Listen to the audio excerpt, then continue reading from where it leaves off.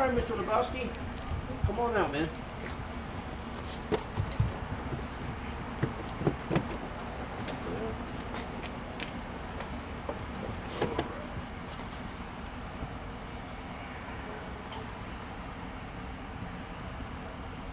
You fall asleep?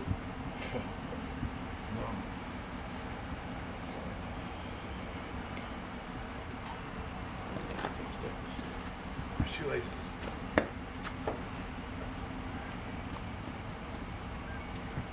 We're going right over here.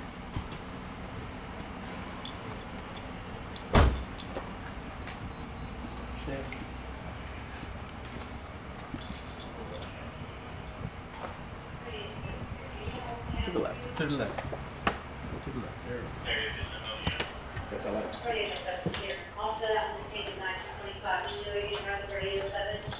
We get to this doorway, we're going to move right.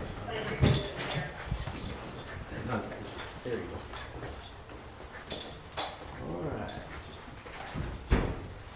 All right, so just go ahead and just face the wall right here. There you go. Hey, Sergeant Campbell, tell me about this pursuit. What started out today? What started this whole pursuit out? So about 1:45 p.m. today, we got a 911 call of a truck that was driving unsafely down 59 at the Roman Forest area. I happened to be on the feeder on 59 and I saw the truck myself. And at that point in time, what I observed was the cab of the truck was rocking back and forth left to right, which is very unsafe. And so we, myself and a Montgomery County Sheriff's Officer deputy got behind it and attempted to pull it over. And at that point, he refused to stop for us. And that's when he just kept on going down 59 South. Now you went 59 South, you got down to the gallery area where they had the construction. Basically, the freeway was shut down at that point. Correct. And at that point in time, he makes a big wide right turn and goes contraflow. So he's going the opposite direction on 59. He gets on the feeder, gets back up on 59, heads down the Spur 5, I believe it is, and into the medical center. And then from the medical center, he goes down the medical center out to back to 610. Now going back up 59, when he made the turn, he going toward the Spur, he was on the wrong side of the freeway? That's correct. Going basically head on in traffic. Correct. He got down the medical center and went through the medical center? That's correct. Yeah, at the fountain, he made a right at the main street and went down that main street. Back out of the loop, around the loop, and then back out I-10. Yes, sir. What about it going out I-10? I mean, it was just stayed on the freeway pretty much So all he the would way? go back and forth between the HOV lane. He would cross through the little barriers, the little plastic barriers. He would cross through those back onto the main lane and then back onto the into the HOV lane until he got to where he couldn't go anymore, and he took an exit and went down some dirt road, and we ended up somewhere in Fulshear.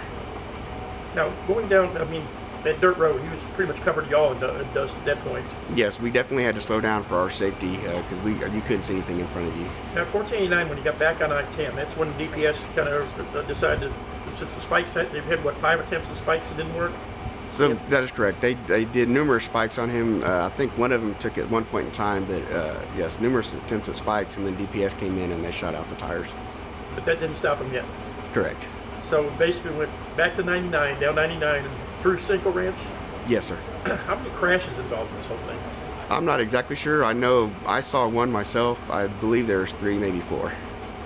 And I didn't hear that there was any serious injuries. Now, the pursuit, it was not really a high-speed pursuit. This was basically highway speed, basically, and less, wasn't it?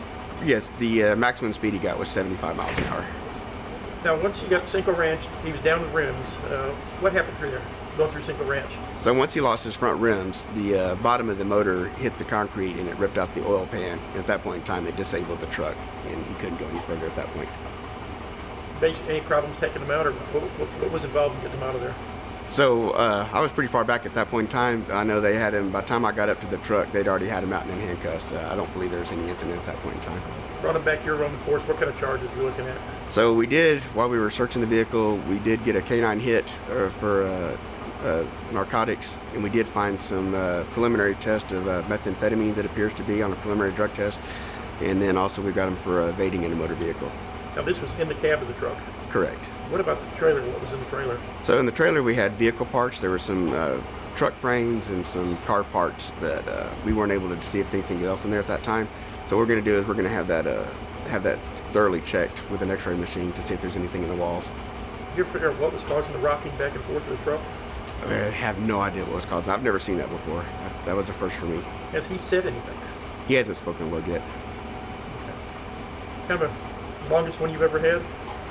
Definitely the longest pursuit I've ever been in, yes, Did you sir. ever figure miles out of the thing yet or not? I have not had a chance to figure that out yet. Okay. So we just got back. All right, I appreciate it. Yes, sir. Still, 21 be advised, it's only local units in it right now. We lost Harris. That's clear.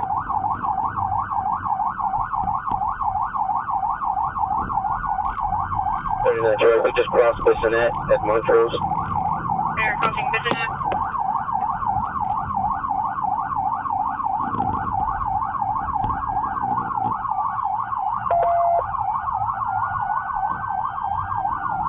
At Montrose in Maine.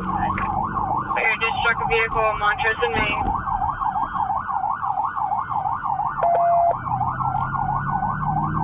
Taking Main Street. Air taking Main Street.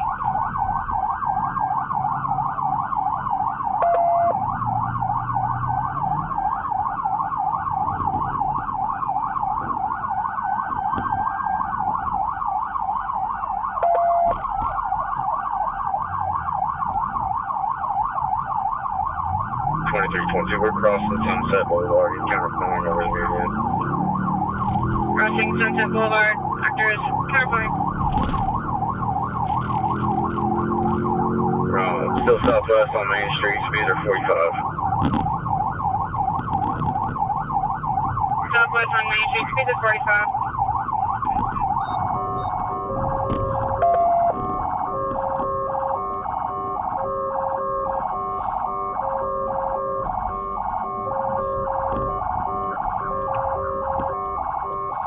Crossing Cambridge Street, speeds are 25. Air crossing Cambridge Street. Let's go overhead, southbound Main Street, past the University. Clear.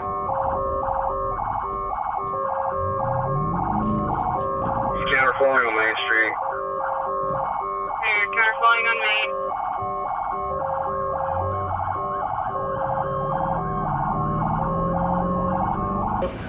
Stephen Carlisle, STPHENCARLISLE, and you're the chief of Roman Forest. Chief of Police for the city of Roman Forest. What did you think when you, I mean, you were off today, kind of heard this, they called you with pursuit. What did you think this was going on? Well, I started gathering the information. I called dispatch, find out what's going on, and I finally got in touch with some of the officers and stuff. So after seeing the whole thing play out, I say the officers did a really good job, and I think it's a record for us being over 2.5 hour pursuit. So.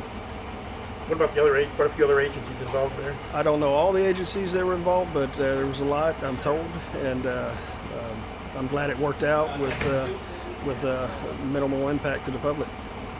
All right.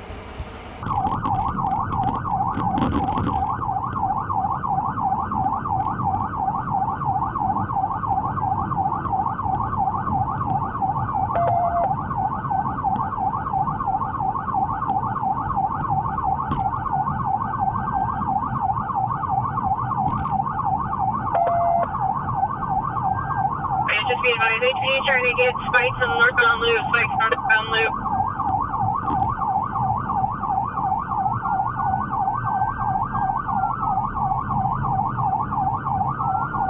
Alright, full person market. Northbound on the 610 loop. Person over on 610.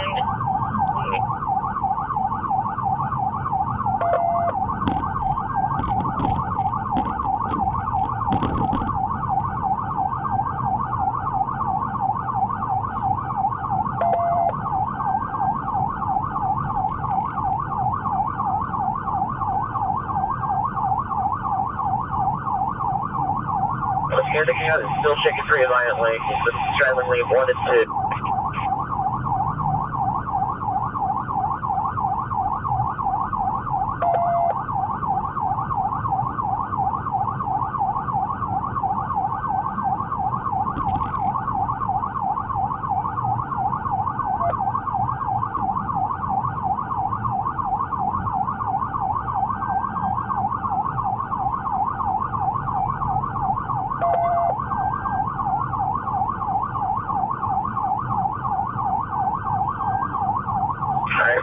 closing the market. Sir.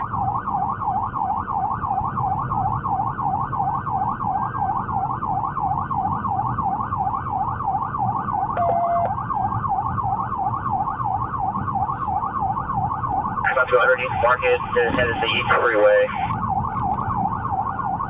We're going under Montgomery East Freeway. Alright, commit 610 north, approaching East Freeway. Fire 610 north. Check meters on DPL horn.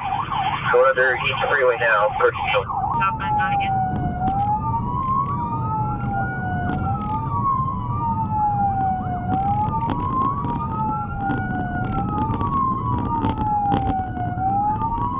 Third road. Stretch. Third road on Donegan.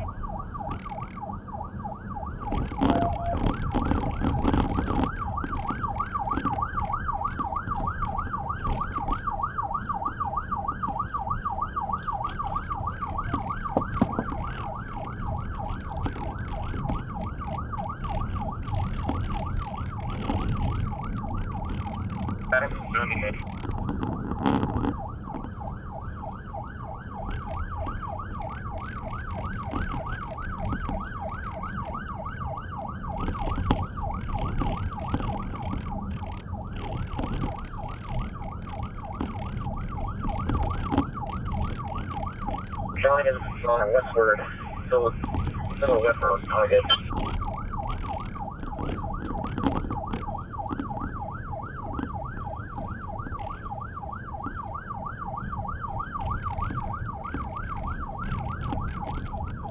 Trying to go to intersect at East Ridge. Clear. Intersect next. Clear. Next intersection. East Ridge.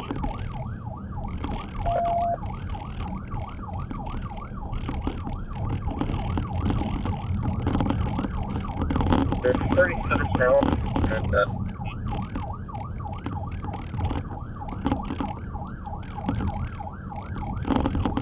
now we're working on East Ridge. Clear. Approaching East Ridge.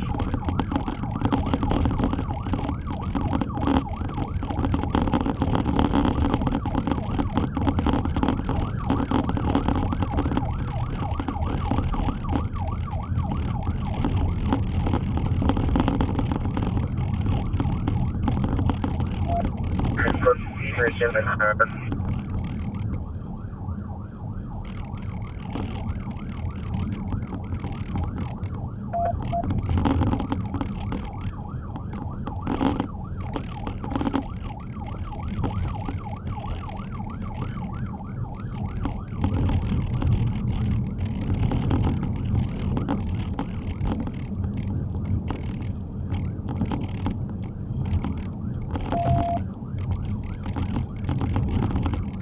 Bachelor.